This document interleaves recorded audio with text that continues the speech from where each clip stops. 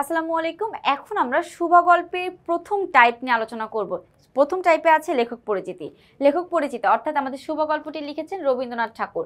রবীন্দ্রনাথ ঠাকুর আমাদের জন্য খুব ইম্পর্টেন্ট, আর এখান থেকে এই ইম্পর্টেন্ট থেকে আমাদের কি কি প্রশ্ন আসতে পারে সেটা আমরা দেখাবো। প্রথমত দেখো, যেগুলো খুবই গুরুত্বপূর্ণ সেগুলো আমরা হচ্ছে ব্ল্যাক কালার মানে রেড কালার দিয়ে সাজিয়েছি। তো 1 নম্বর প্রশ্ন, রবীন্দ্রনাথ ঠাকুর কত খ্রিস্টাব্দে জন্মগ্রহণ করেন? খ্রিস্টাব্দ মানে হচ্ছে তার ইংরেজি সালটা সম্পর্কে জানতে চেয়েছে।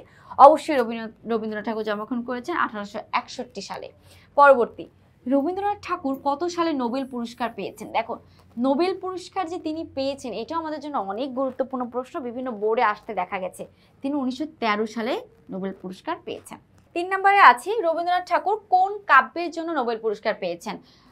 খনিকা তার লেখা, বাট খনিকার জন্য তিনি পুরস্কার পান নাই। মানুষই তার লেখা, কিন্তু মানুষের জন্য তিনি পুরস্কার পান নাই।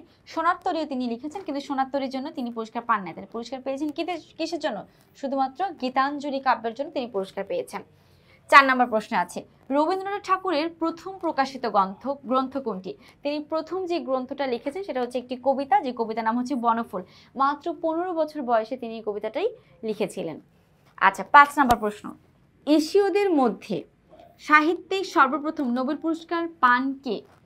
এশিয়ার মধ্যে সবার আগে যিনি নোবেল পুরস্কার পেয়েছেন সেটা অবশ্যই কেঞ্জাবুরোয়ে না, নাগিব মাহফুজ এটাও না, অরহান পামুক এটাও না।